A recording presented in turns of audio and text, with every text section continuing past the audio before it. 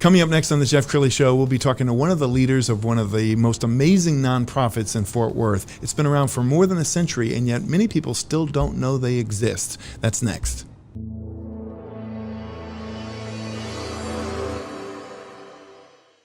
Many are predicting that the worst is yet to come, which is unfortunate, said one person here. Until now, they've enjoyed the reputation of being the nation's icebox. Watched a burglar in his home this morning by webcam. As a journalist of over 25 years, stories are what make my world turn. Reporting live from the Dallas newsroom tonight, Jeff Crilley, Fox 4 News. But in 2008, I took the jump from my familiar life and started a PR firm from my home. We're talking about anyone with a camcorder like the one I'm using becomes a television network. We started slowly growing the company, and we now have over 100 clients, and we've branched into the world of live digital broadcasting. I now own 8 different TV studios and have a huge team, and the stories that I now get to share are sometimes the most important of my life. Life has a funny way of coming around full circle. This is the Jeff Crilley Show. Well, as you know, on this show, I like to put a spotlight on nonprofits that are doing amazing things. And I can't think of a better person to invite in my studio right now than Ronna Huckaby. She is the Chief Service Officer for Catholic Charities Fort Worth. Thank you for coming on the show. Thank you so much for having me. Now, you blew me away when you told me that you guys have been around for a century. We were established in 1910. Wow. So we've been around 111 years. That's amazing. Yes. And yet you do get people coming up to you saying, what do you guys do again? That's right. We get people that believe a lot of myths, that you have to be Catholic to be served by Catholic Charities Fort Worth, or you have to be Catholic to work there. But we serve everyone. So that's one of the things that we do. And our goal is to end poverty one family at a time. Okay, so talk about the mission and ministry of Catholic Charities Fort Worth. Well, we really, like I said, are really about ending poverty one family at a time. And what we know is there's so many people suffering. And so we've really tried to design our programs to not be a transactional agency, but to be one about relationships and get to the root cause of maybe why someone couldn't pay their electric bill or couldn't pay their mortgage. But really, what are those underlying reasons? And that's what we want to address to end poverty. And I'm sure you have some amazing success stories. We found a great video. Let's go ahead and roll that now. If I was lost and I felt like I didn't know that I needed a certain book or that I needed to schedule for something, they were there for absolutely everything.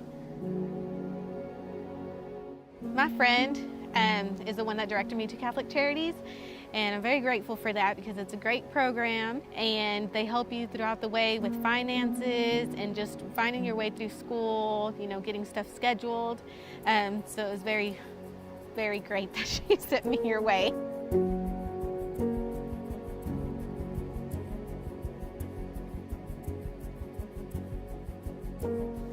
My name is Blanca Gutierrez. I am a registered nurse with Healing Hands, and I am a recipient of the Catholic Charities Scholarship Program. I knew that it was better than any other scholarship around because they helped you financially with your home setting too. They make sure that you're aligned, like with childcare, they direct you the ways that you need to, and that was important to me because I have children at home and little ones that, you know, needed to be in daycare. I needed help with that, finding the right resources, because they're very resourceful, so that I could be able to go to school. I graduated the Associate's Degree in Nursing program through Vernon College in May of 2020, so just recently. My client navigator helped me with everything.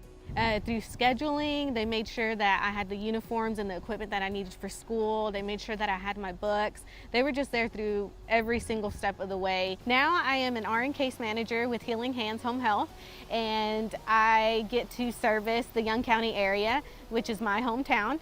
So that's amazing to me.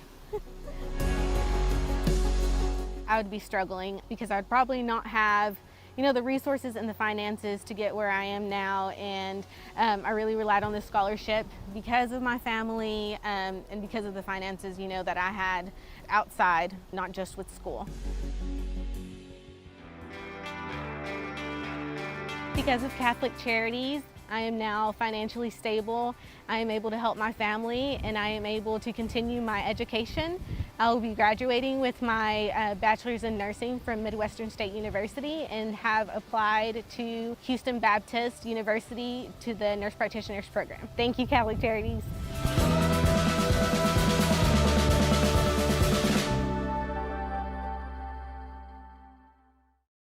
Wow, Ronna, so inspiring. And you get to see these miracles every day, don't you? We do. We are so fortunate. We are what we call a privileged witness to people making such positive change in their lives. And we do that through all our programs.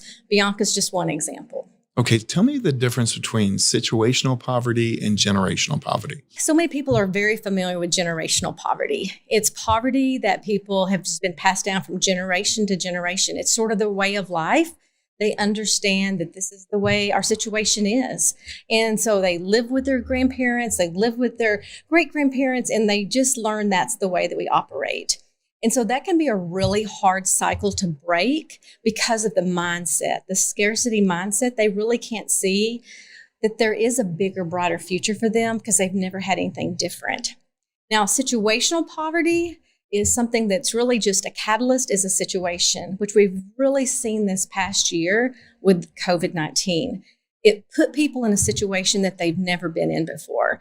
That many people lost their jobs, and we had people reach out to us who never reached out to a social service agency before, and we were just so glad that we were there to help. Well, you've really become a media darling. You're quoted in the paper all the time, and we found a wonderful article on the Fort Worth Weekly. That's got to be gratifying to contribute to the narrative that the media has about poverty. That's right. Poverty is completely complex. 5 years ago, we launched our No Poverty Initiative.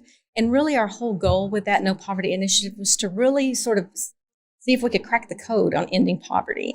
And so one of the things that we've learned is that how complex poverty is, and that it's about systems, and that there's not just one pathway out of poverty, and that pathway out of poverty is a journey that's different depending on what the person needs. And we are really trying to ensure our services match those unique pathways that each of our clients have. Let's talk about COVID just in terms of giving overall, because I know that there's so many nonprofits that need money, need resources. Did you find that, did giving fall off during COVID?